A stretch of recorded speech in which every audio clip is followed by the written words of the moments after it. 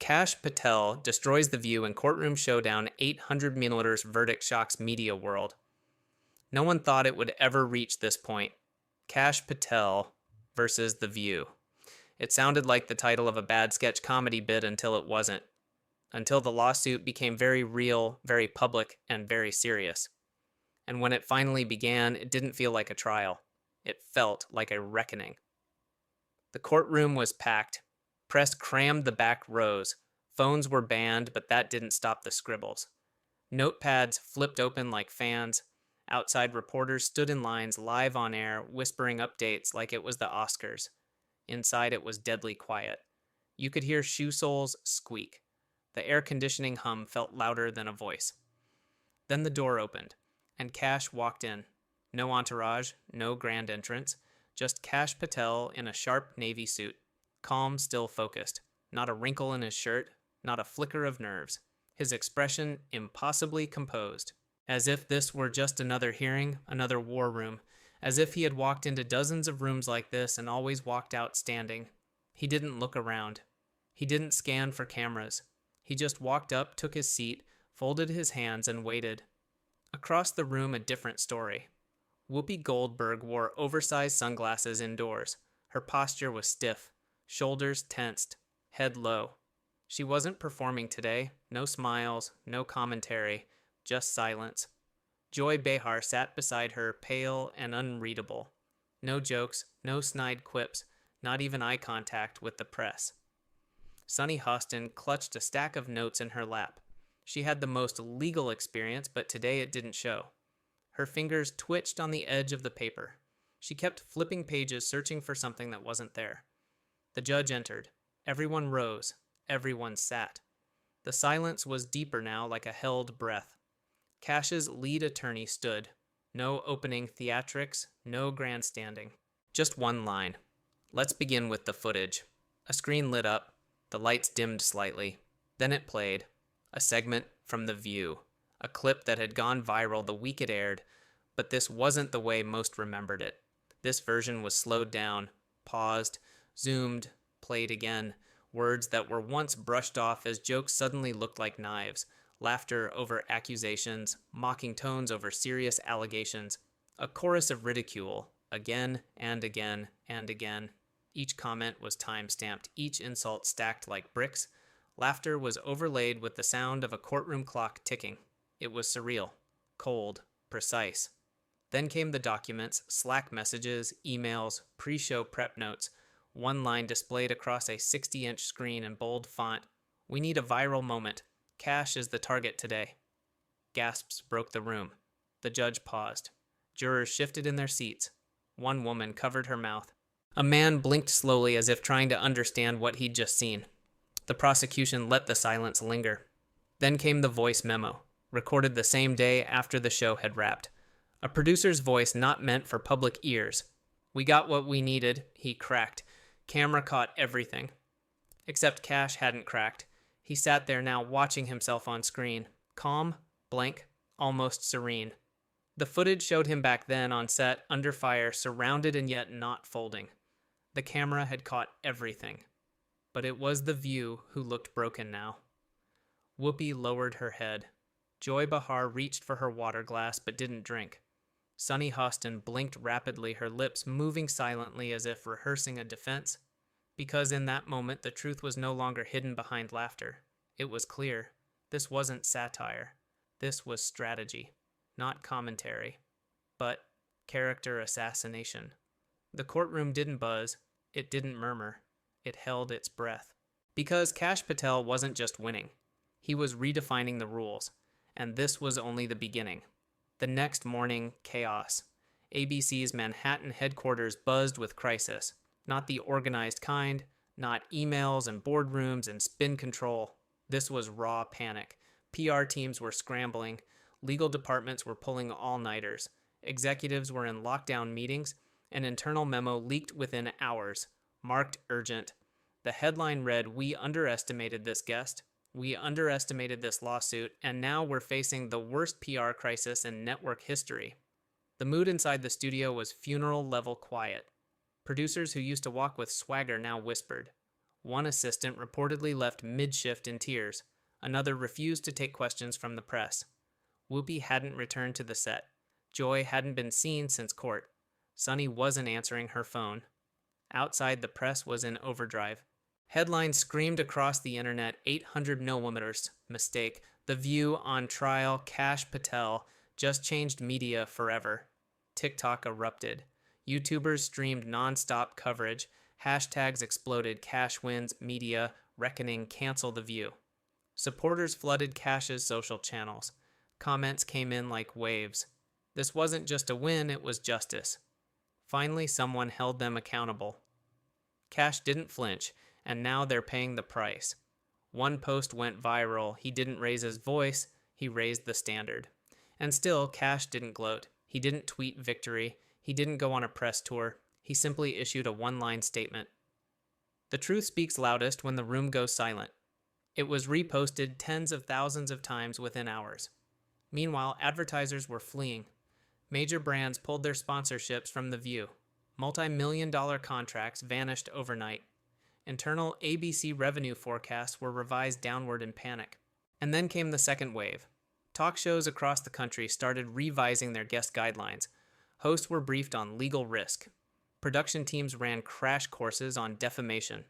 Suddenly, the once carefree banter of live TV had a new warning label: words can cost millions. Backstage at one daytime show, a whiteboard read, "New rule, mock smart," or "Don't mock at all." Kash, meanwhile, was already moving forward, not with vengeance, with vision. He met with media watchdog groups. He gave closed-door briefings on narrative manipulation.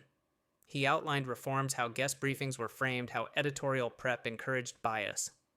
A journalist who once dismissed him wrote, "Whatever you think of Kash Patel, you now have to reckon with this. He beat the loudest show on TV with fax tape and patience, and he did it without yelling once." The View, for the first time in years, was no longer in control of its own story. They were the story, and America was watching. The final day of trial arrived like thunderclouds. The line outside the courthouse wrapped around the block by 7 a.m. Reporters camped with cameras. Fans wore T-shirts with $800 million of silence printed across the front. A few protesters held handmade signs, "Free speech isn't free if it's weaponized." Inside, the tension was electric. Kash arrived the same way he always had. No fanfare, just presence. He walked to his seat, folded his hands, and waited. Again. The co-hosts of The View entered through a side door flanked by attorneys.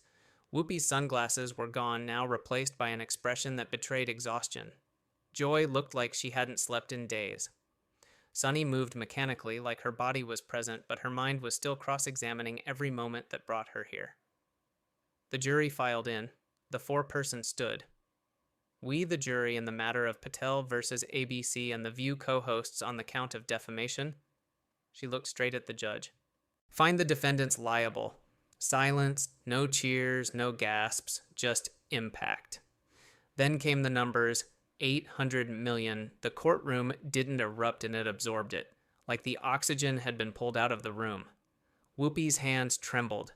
Joy's face was white. Sunny exhaled a breath she hadn't realized she was holding, only to whisper, "Oh my God." Kash blinked once. That was all. Then he stood, turned, and shook hands with his legal team. One of them whispered something in his ear. He nodded. Outside, the storm had already begun. Social media ignited. YouTube channels started live reactions within seconds of the verdict. TikTok users split-screened the announcement with previous View segments, from mocking to meltdown. News anchors stumbled over their own coverage. One CNN anchor blurted, "We may have just witnessed the most expensive unscripted TV moment in modern history." The impact wasn't limited to television. Within 24 hours, several major networks held emergency meetings on risk exposure. A rival network canceled a segment at the last minute stating editorial concerns. An executive at a competing talk show was overheard saying, "We're not getting sued over someone's snark again." The fallout inside ABC deepened. Employees were interviewed by HR.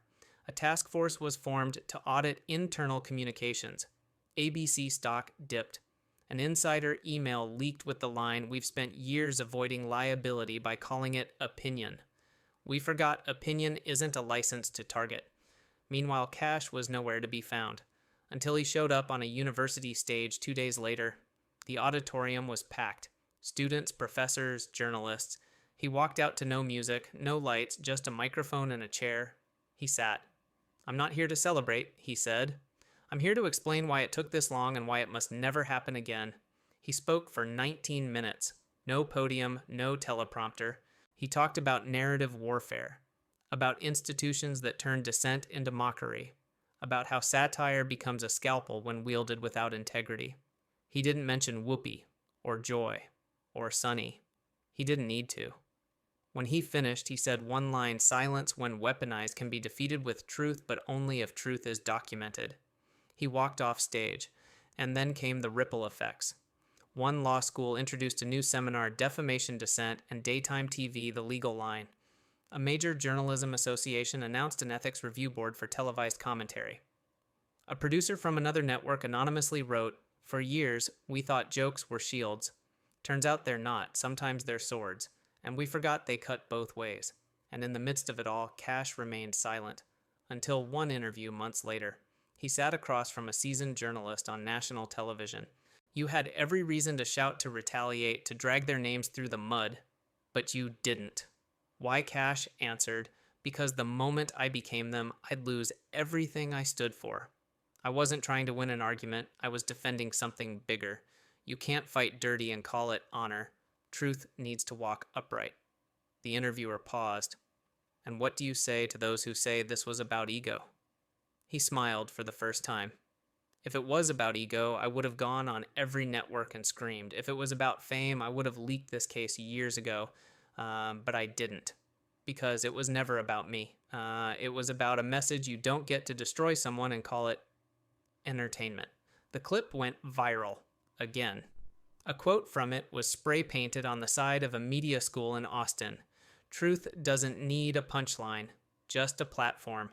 And as the media world adjusted to its new reality, one fact remained: The View had crossed a line, and someone had finally drawn it back. The shock of the verdict lingered in the air like smoke curling through newsrooms and boardrooms alike. In the halls of ABC, there was no celebration, no regrouping strategy. Just a low-grade hum of disbelief and dread. Veteran producers whispered the word unprecedented like a bad omen. Newer staffers just watched the monitors in silence. 3 hosts had become symbols, not of feminism or free speech, but of hubris unchecked, and now exposed. Within days, whispers began circulating in New York and D.C. Major donors were threatening to sever ties with media companies seen as hostile to dissenting viewpoints. Cable executives canceled appearances by formerly safe voices now wary of legal retaliation. Other talk shows rewrote editorial guidelines overnight.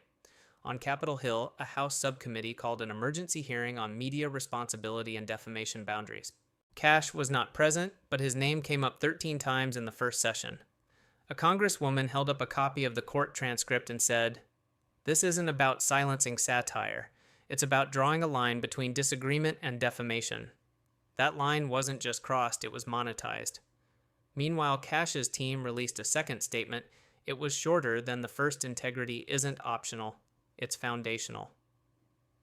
Elsewhere, ABC executives met in closed-door sessions with crisis consultants and legal veterans. A leaked email showed the network considering a full rebrand or sunset of the current format. One bullet point stood out: View brand possibly unrecoverable in current climate. Behind the scenes, internal audits unearthed a troubling pattern. According to one anonymous staffer, the show's producers had long maintained informal target boards, a wall of photos with guests labeled as friendly, neutral, or volatile. In Kash's case, it was reportedly marked in red with a post-it push until viral. The network tried to get ahead of the story, but it was too late. The New York Times published a bombshell report, The View's Secret Playbook Inside the Ratings First Culture, that triggered an $800 verdict. The article included quotes from former interns, ex-hosts, and segment producers. All echoed the same theme: performance over principle, outrage over accuracy. Then another twist.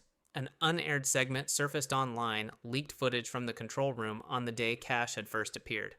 In it, producers can be heard laughing about a clip they plan to replay out of context. One voice says, "He looks pissed. Perfect. Run it with that Chiron hostile GOP stooge." The video went viral. Again, social media detonated. One clip compilation titled From Laugh Tracks to Legal Fallout reached 10 million views in 48 hours.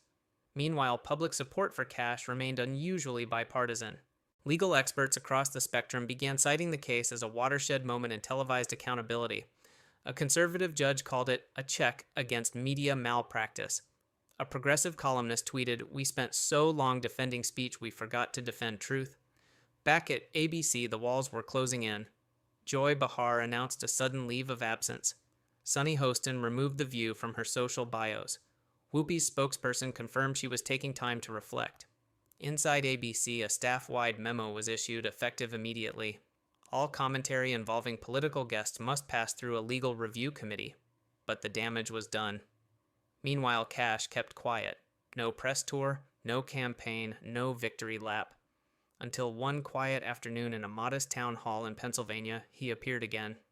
No stage lights, no cameras, just him and a crowd of locals, nurses, teachers, truck drivers, veterans. He stood with a folder in one hand and a bottle of water in the other.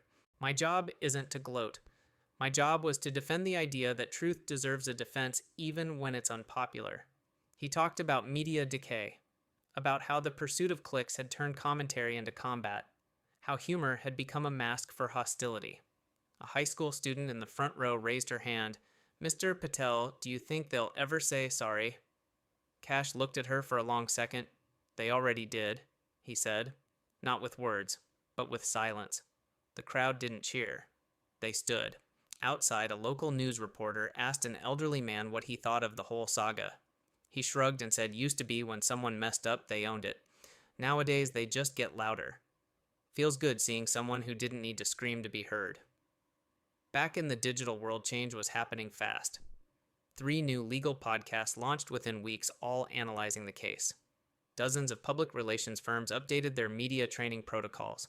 One leading producer tweeted every host in America just added Patel clause to their contract briefs. Another anchor confessed live. "This case scared us. Not because we're wrong, but because we stopped asking if we were." For years, television had operated on a single principle: louder wins. Now a new one emerged: measured wins. And Kash? He returned to work. No book deal, no political run, just quiet service. But for a generation who watched it all unfold, the message rang clear. Media wasn't untouchable anymore. Truth wasn't optional anymore. And silence, it finally met its match. The trial's fallout wasn't just institutional, it was cultural. Subtle, but seismic. Weeks passed, and the landscape shifted. In Los Angeles, a screenwriter removed a satirical scene from a political dramedy script. In Chicago, a university's media studies department added a new core module titled Accountability and Commentary: The Patel Precedent. In Atlanta, a young black filmmaker tweeted what Kash Patel did wasn't cancel culture. It was consequence culture. The line became a sticker, then a t-shirt, then a billboard. Late-night shows pivoted. Gone were the savage takedowns masked as comedy. Instead, monologues softened. Punchlines became questions. Audiences noticed. Ratings dipped, then corrected. A new kind of humor began to rise, sharp, honest, but human. And in newsrooms across America, something else changed. They started whispering again. This time, not about ratings, but about restraint. Don't be a View situation. Double-check that Chiron, run it past legal. Remember Patel. Producers once praised for provocative edits were now under scrutiny. A talent manager resigned after a heated panel segment almost triggered a lawsuit. And in more than one city, hosts began carrying pocket cards that read 1. Truth first. 2. Assume recording is live. 3. Humor doesn't excuse harm. 4. Don't attack the person, debate the point. The phrase Patel protocol entered internal lexicons. But outside the institutions, the public was having its own reckoning. Barbershops, book clubs, Reddit threads, TikTok debates, all wrestling with the same questions. When does speech become slander? Where's the line between roast and ruin? And what happens when someone crosses it and gets caught? Kash wasn't visible, but his influence was. In San Diego, a student journalism conference opened with a panel titled The View Verdict: When Commentary Becomes Catastrophe. In Miami, a media ethics symposium named a keynote series after him. And in Austin, a mural appeared. It showed a quiet courtroom, a clock. And in clean black paint, silence doesn't mean surrender. Sometimes it's strategy. Not everyone was a fan. Some pundits called the lawsuit a chilling effect. Others claimed it set a dangerous precedent. But even the loudest critics admitted Kash hadn't pushed for censorship. He hadn't demanded suspensions or forced apologies. He just asked the law to do its job. And it had. Back in New Hampshire, where Kash had once worked quietly in government, people started to notice. Not just his victory, but his absence from the victory circuit. No memoir, no docuseries, no monetized trauma, just silence again. Until a podcast episode dropped, it wasn't hyped. No teaser clips, no dramatic trailer, just a small upload titled Truth Doesn't Clap, Kash Patel 1 year later. He didn't talk about the money, or the fame, or the chaos. He talked about trust. I'm not here to destroy media, he said. I'm here to challenge it. If people can't trust the platform collapses. I didn't win for myself. I just stopped letting others lose on my name. The interviewer asked if he forgave the host. Kash paused. Forgiveness isn't always loud. Sometimes it's just choosing not to return fire. Then he smiled faintly. And sometimes it's walking away before they beg you to come back. Clips spread, quietly, respectfully. One comment under the video read, "He didn't cancel anyone. He corrected the current." Back at ABC, a new host quietly joined the panel. Ratings had stabilized, but the old energy was gone. The audience still clapped, but it felt softer. The jokes still landed, but they hesitated first. At the end of one show, during a panel on free speech, the new host looked directly into the camera. No one is above criticism, but no one deserves character assassination either. We can joke, but we have to care. The screen faded to black, and America breathed out, because the lesson had landed, not as outrage, but as order.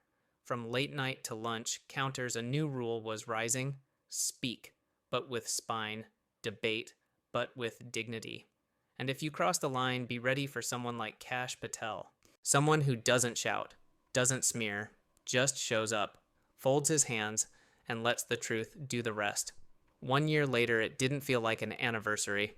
There were no balloons, no commemoration specials, no where are they now retrospectives, and that perhaps was the clearest proof that things had changed, not just for The View, not just for ABC, but for everyone. Journalism classes now cited the case in ethics units. Podcast hosts no longer joked without disclaimers. Even comedy writers carried legal dictionaries. The old rules laugh now, explain later had been replaced with a sharper one: know the line before you cross it. Yeah, Kash didn't fade from memory, but he didn't insert himself either. He worked. Policy quietly improved in media oversight committees. University panels invited him, and he declined more than he accepted. Occasionally he showed up, always low-key, never scripted. His presence wasn't about limelight. It was about signal. He became something rare, a story that didn't end with scandal or reinvention, but calibration. Meanwhile, the fallout from the verdict rippled beyond the court. 3 new federal proposals took shape, one on responsible commentary, one on defamation in digital broadcasting, and one more controversial on guest protections in live television. Kash submitted quiet testimony to all 3. No cameras were allowed. The View, meanwhile, underwent a soft reboot. New faces rotated in. Segments changed format. Editorial tone shifted. It still leaned still, laughed, but no longer lunged. The original host, Whoopi, resurfaced months later in a separate project, a scripted drama on media bias. Joy published a memoir but refused interviews. Sunny took a fellowship on free speech law. None of them returned to the old studio. The culture they helped build had moved on.